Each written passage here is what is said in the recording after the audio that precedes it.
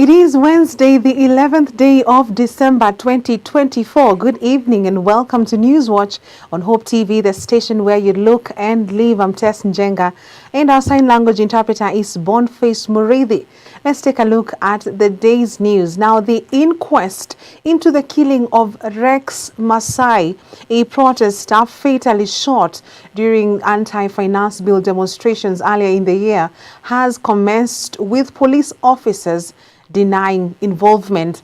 Suspect Constable Benson Kamau testified he was undercover gathering intelligence during the protests and was not in the CBD at the time of the incident. Corporal Isaiah Ndumba, deployed near KICC, denied firing tear gas or interacting with demonstrators, attributing his implication to malice or mistaken identity. Masai died from excessive bleeding caused by a gunshot wound, with the case drawing attention to alleged police conduct during the protests. Do you know one by the name Rex Masai? Yes, I heard of him the following day. Okay. Through text, I was texted through my number. Who texted you? And what were they texting you about? Ilikuwa wanasema wananisalimia juu ya picha yenye ilikuwa on 18th. On 18th siku ya kwanza ya protest tuliarrest mtu. Hiyo mimi, PC Marwa na Kopro Kidinji. Na ikakuwa viral. Ilikuwa mtu wa kwanza kwa arrestiwa kwa maandamano. So ikaenda viral kwa social medias. So hiyo picha ndio I think walishare namba yangu kapatikana pale. That arrest that you are referring to, yes, was arrest ilifanyika wapi na ilikuwa ya nani? Ilikuwa archives. Archives. On 18th. Saa 3 asubuhi. Na ilikuwa ni nani mulishika? Protesters. Kuna ambao hawatambui, hawajui. Yes, wali. Lakini tulihand over, tukaweka kwa gari ya polisi, wakapelekwa Central Police Station. Na mlikuwa mnawashikia makosa gani? Wale wako among the protesters walikuwa watu wa kuharibu. You'd be singled out as a person who fired at Rex Masai and not any one of the other 100. I don't know whether they're actors, but the canister that the tear gas could fire. That's only loud tear gas. So you have no reason, you do not see any reason why it would be you'd be picked from all the other, from amongst all your other colleagues. I don't know the reason. You see no reason. What also would be a comment if it is proved that you are within the CBD at the time when it suspected these shots? I mean, rather, Rex was shot, and yes, Rex was shot. I was not in the CBD. So what would your comment be if it is proved that you are indeed in the CBD and you are on official duty? That one I can't comment because I was not on duty. Okay. How many telephone numbers do you have? I have two. Two. Now, ahead of Jamhuri Day celebrations at Uhuru Gardens tomorrow, Nairobi Regional Police Commander Adamson Bungei has assured that the police have put in place adequate measures to provide adequate security to Kenyans. Addressing the press in Nairobi today, Bungei has welcomed all Kenyans to celebrate the country's independence. Bungei has also asked Kenyans facing insecurity in their local areas to report such incidents, saying that the security agents are on standby. The celebrations for tomorrow, we're also ready for the festive season. So I know we have quite a number of people be traveling abroad, up country. Others are also coming from up country to Nairobi to celebrate the festive season here. Others are coming from outside the country. It is very safe. Nairobi is very, very safe. So we want to assure them that we are taking care of their security needs. The environment is secure. We have done quite a lot with the communities, and we have also done very well with the security agents, the different agencies of the state in charge of the security matters. Now, so, this gentleman have introduced them. Please, I think tuko na 5 minutes ndio tukimbie ile ya please. So, thank you. So, thank you very much. I think let's suffice it to say that let what we have said suffice, so that we can meet in other fora and discuss much more. We have quite a lot to share with you, and we'll be calling you for more and more engagements. Thank you, and have a good day. And celebrate with a lot of jubilation tomorrow. Mkuje huko wengi sana. We have engaged with a lot of Kenyans in the mashinani kule chini within sub-counties, locations and sub-locations. They have assured us they are coming for the celebrations in large numbers so that we celebrate ourselves. The independence is no mean achievement for a country. It's very important that it's us who are running our affairs as a country. We plan on our own, and that's why we want everybody to be part of these celebrations. Tusinungunike, tukuje tu tufanye mkutano pamoja, tufanye sherehe zetu pamoja bila manunguniko. Mambo mengine tutatatua tukiweza kuendelea kama vile tumefanya miaka hiyo yote ambayo tumeweza kuafikia maendeleo. Sasa tunafikia mwaka wa 60 tukiwa taifa huru, na tungependa kuendelea kuwa na huo umoja na kuendelea kuwa na amani katika nchi hii na ushirikiano mkubwa tukiongozwa na rais wetu mpendwa Daktari William Ruto, so that tuweze kuendelea katika nchi hii. My clear information to most of you and the Kenyans within the city is that let's join the celebration for our own country. It is ours, not for anybody else. And we shall be there to ensure that your facilitation, traffic management will be well controlled. We shall also have facilitation to the center or the field where the celebration will be done. And as I've said, being in charge of the security of the city, that this is our celebration that we celebrate as a country. And every Kenyan has the privilege and right to come and celebrate that celebration day. Secondly, also matters security. I want to say that being the city of the country, this is where the 60% GDP is being managed and controlled. And therefore, we don't take it lightly. We are putting all our measures, all the parameters, having done a roadmap to ensure that during this time and period, when we have festive seasons, we shall have various celebration. We shall have most of you Kenyans living from Nairobi to the rural areas, and those from rural areas to Nairobi. We've done a plan to ensure that we take charge of their security. President William Ruto has called on religious leaders to work together with the state, saying that they serve the same people and have always ensured national cohesion. The president hosted evangelical and Pentecostal churches leaders in the country, led by the Archbishop of the Redeemed Gospel Church, Kefa Omai, at State House, Nairobi today, where he has committed to maintaining the partnership. This comes at a time when the church has continuously raised its voice on issues affecting Kenyans and called for the government to address them with immediate effect.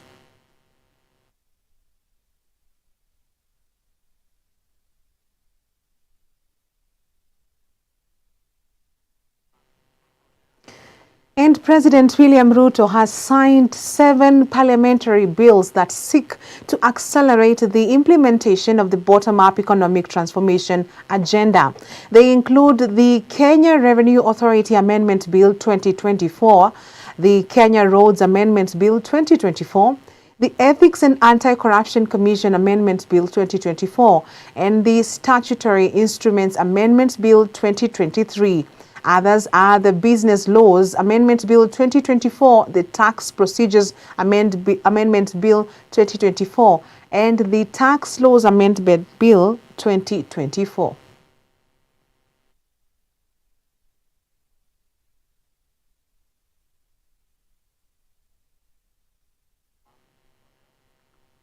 And services have been disrupted for the 3rd consecutive day at the Nzoia Sugar Factory after workers staged a protest over the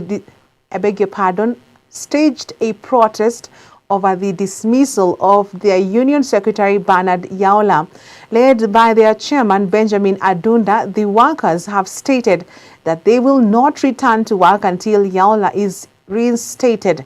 They further added that the factory's board should be disbanded for failing to meet the workers' demands, insisting that Yaula has done nothing wrong. Yaula has stated that he will continue to carry out his duties, stating that he will not be intimidated in his efforts to defend the people.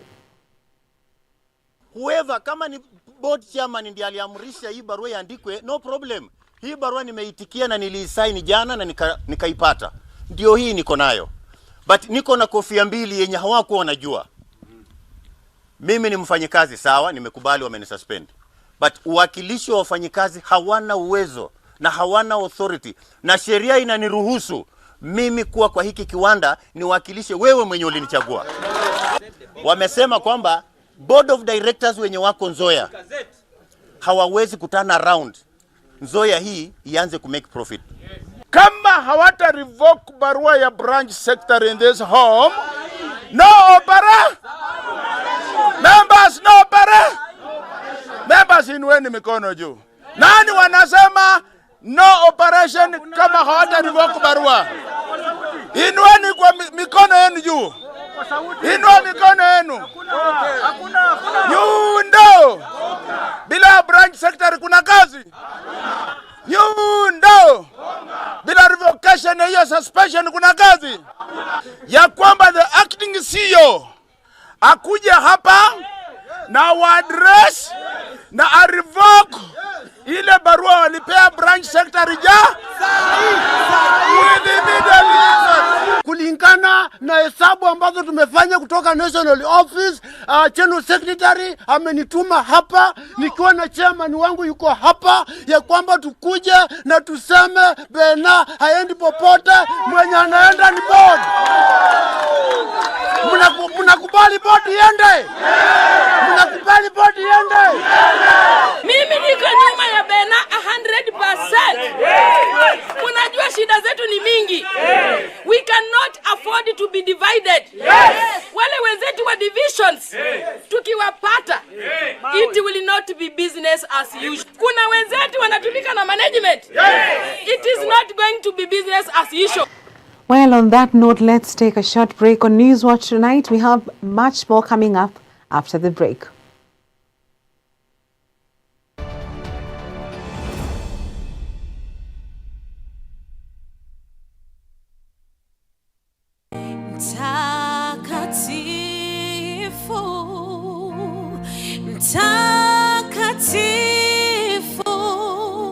Join Purity Atieno this Sunday for a moment of worship. Mtakatifu, mtakatifu, nakuita mtakatifu. On Ultimate Worship from 7 a.m. to 8 a.m. and repeat from 6 p.m. to 7 p.m. And you are holy, holy, holy. Are you Lord? Hope TV, look and live. And we will rise in your name, Adonai. You reign on high. This week on Testify. Going back, grandma used to brew from my dad's side. When we were being brought up, local. So that has been, I'm saying that because I know there are many people who would understand the spiritual bondage. Yeah. So there was already that door, only that I had not explored it yet. Okay. But now that me mwenye hata ndo nimeitisha, it embraced me with its all come, let's go. Kuja, tumekungoja sana wewe. You see? Yeah. And now I was taking it from a point of anger and frustration, and because I didn't want, why I was abusing, I didn't want to think about myself. Yes. Only on Hope TV. Look and live.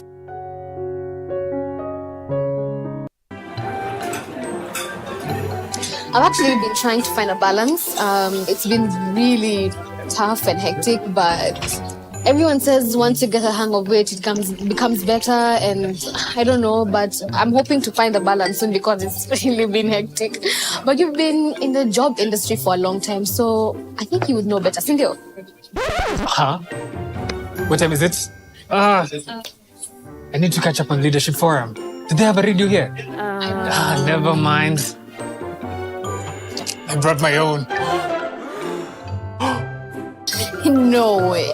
You can't be serious. Wait, why do you have a radio and you can just catch up with the shows on Hope FM podcast? Really? Even Meet of the Word. I mean, you can find them on whatever platform, name it. AfriPods, Google Podcasts, Apple Podcasts, Spotify, you name it. But I'm not subscribed on any of them. So no worries. You can just check out the latest episodes on hopemediakenya.org. You can now listen to select Hope FM programs on your favorite podcast streaming platform or directly on our website, www.hopemediakenya.org. Listen and live.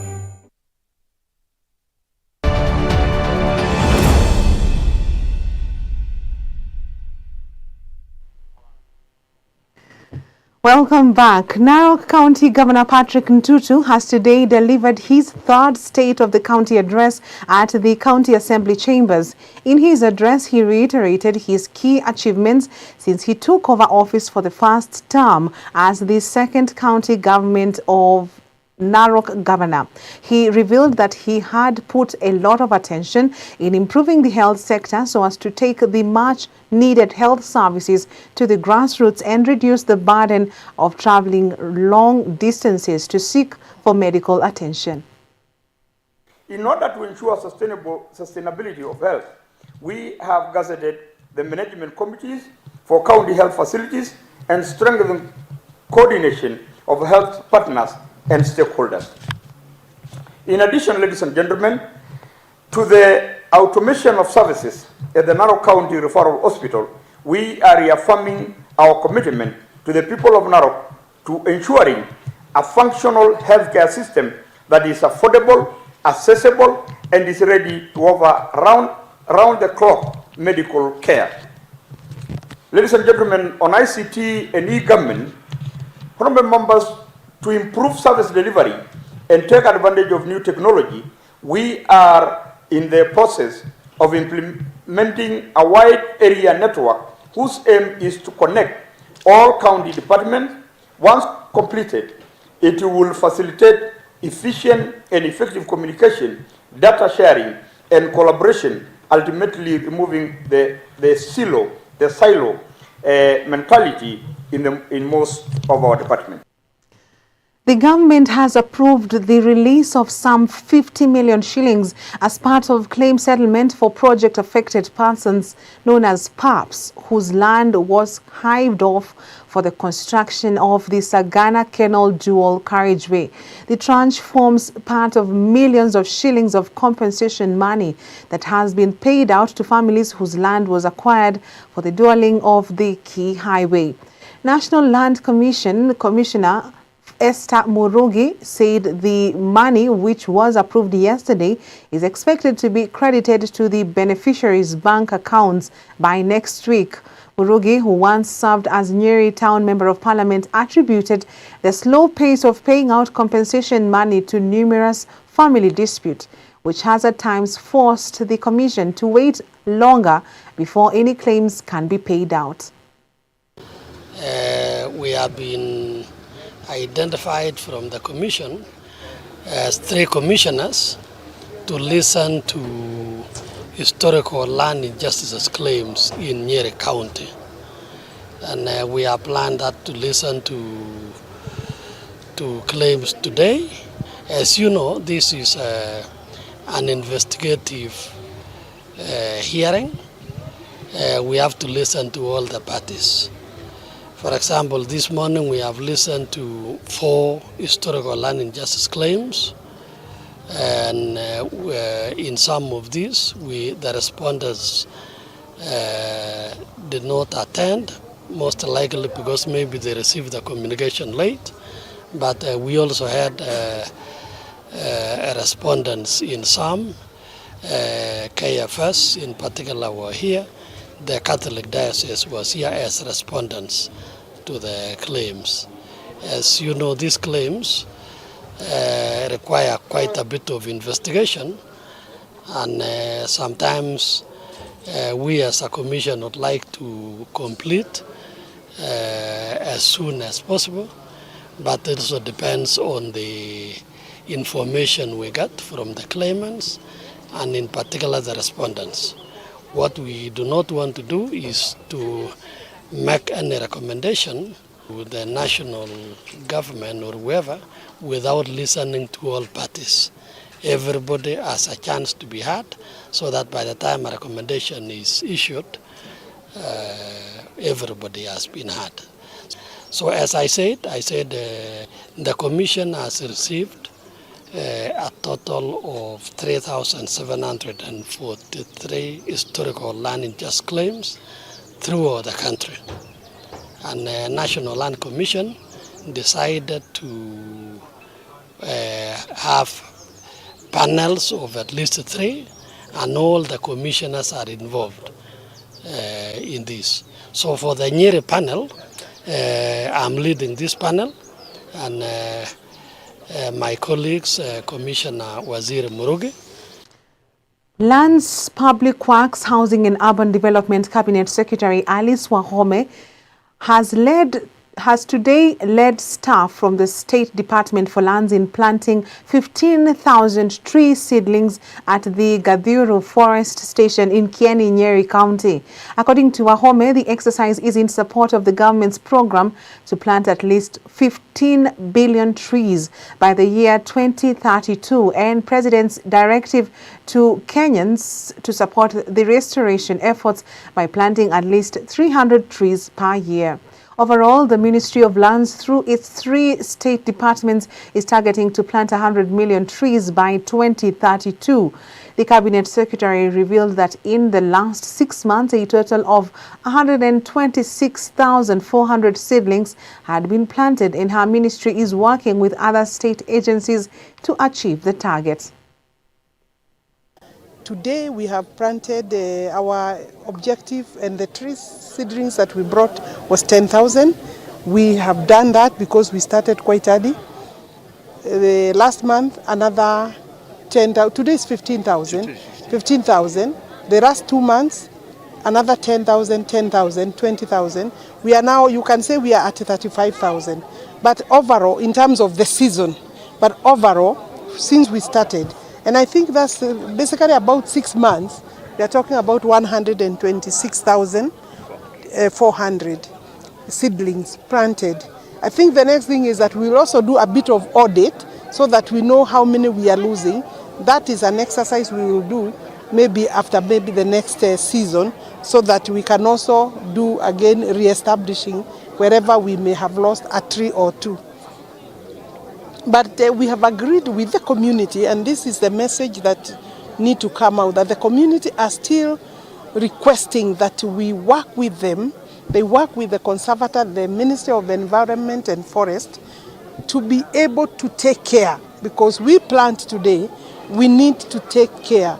And indeed, of course, the grass can overgrow the tree or outgrow the tree. And therefore, we will come up with a formula, a working acceptable within the regulations, the forest regulations, how to manage that coordination, so that we provide food security, livelihood and food security for the community who are willing to work with us. But we will train the teams first, so that they understand the boundaries that they cannot cross.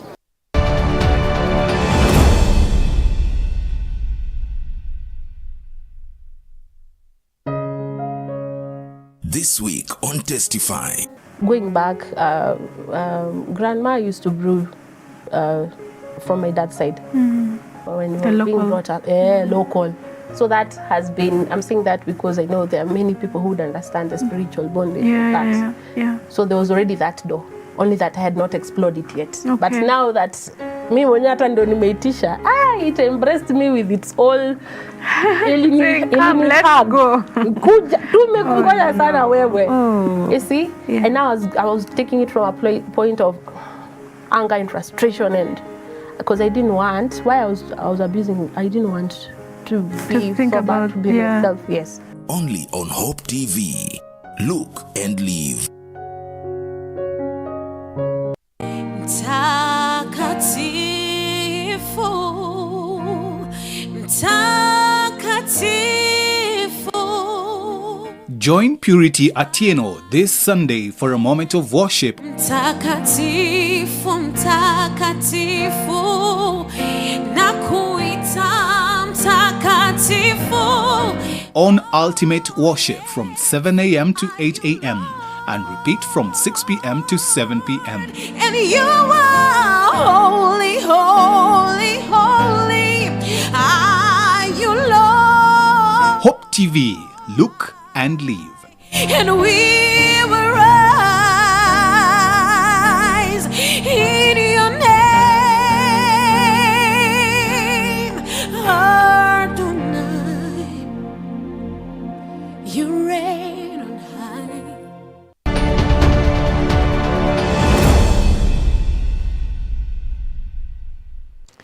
And in sports organizers and travel trade are rooting for joint initiatives to promote sports as a key driver of tourism in Kenya. Yesterday, KTB CEO June Chepkemei disclosed that Kenya is recording low visitor arrivals in sports-related events as the country recorded 4,600 sports tourists between January and October, a figure she described as dismal. The CEO was speaking during a capacity building forum on sports tourism, where sports federations in Kenya were also urged to synchronize the sports events calendar to ensure tour operators can easily leverage key events to make Kenya an all-round tourism destination. The session also had a strong focus on building synergies between tourism stakeholders and key sports events organizers in Kenya. Tour operators and hotels were particularly urged to get creative in bundling offers to ensure the repeat visits and long stays of visitors drawn by sports. I think Kenya hasn't really done well in that aspect because you can't count how many international events we have hosted. You can really mention them. You can even struggle to mention, you know. Apart from the domestic sports activities that we haven't really focused on sports as a revenue generator, and we haven't focused on sports as a tourism. So to diversify our offering, we are committed to building sports tourism, and today's session aims to empower the travel trade to better understand and package sports tourism. Kenya Tourism Board is launching Magical Kenya Trail Series. So Magical Kenya Trail Series is basically mountain runs and trail series. We are kicking off the first edition in January between 13th to 19th. We'll start in Laikipia, the trail, through Baringo, through Elgeyo Marakwet, and ending in Nandi County. The CHAN 2024 and AFCON 2027 local organizing committee was today inaugurated at Talanta Plaza with FKF President Hussein Mohamed confirmed as vice chairperson of the National Steering Committee. Sports Cabinet Secretary Kipchumba Murkomen, LOC Chair Nicholas Musonye, and CAF host country manager Kabelo Bosilong provided updates on the status and reassured that Kenya is fully committed to hosting the prestigious tournaments. Football must be mainstreamed as an economic agenda for this country, and I hope that we will mainstream football into the national agenda. This is the only way we will engage millions of youth constructively and create job opportunities for them. There's a lot of money to be made within the ecosystem of football. From TV, broadcasting, from marketing, from gate collections, and so on and so forth. There's so much. So we must mainstream this agenda. It is top of my priority. You know, I want to show everyone that it's CAF's commitment to make sure that this tournament will take place in the countries that it was intended to take place. So we are here to work hard and make sure that that happens. And we obviously know and we see the impact that tournaments have on the continent. For an example, in South Africa, the World Cup coming to South Africa was a major boost for South Africa, for our economy. in terms of the social change that happened in our country as well. So I'm hoping that this tournament can also be used as a big change, not just on the football field, but throughout the whole country. And a recent example is the Africa Cup of Nations that happened in Ivory Coast. As per your terms of reference, you have a free hand to develop a strategy and a roadmap to execute this task. The only rider is to do anything within your confines of the law, everything within the confines of the law, and in the best interest of our country. We are giving you the authority to do everything in your power to deliver successful competitions efficiently and on budget. Your immediate assignment is in the sports infrastructure, and on this I wish to assure the country once again that we are doing everything humanly possible to deliver quality infrastructure in time for the CHAN and Africa Cup of Nations. Harambee Stars coach Engin Firat has resigned from his post just weeks after the national team failed to qualify for the 35th edition of the Africa Cup of Nations. Firat was sitting on borrowed time amidst pressure from several stakeholders in Kenyan football, including Sports Cabinet Secretary Kipchumba Murkomen. At the same time, FKF Head of Media and Communications Ken Okaka has resigned from his position just a few days after new leadership was voted into office during the Saturday FKF elections.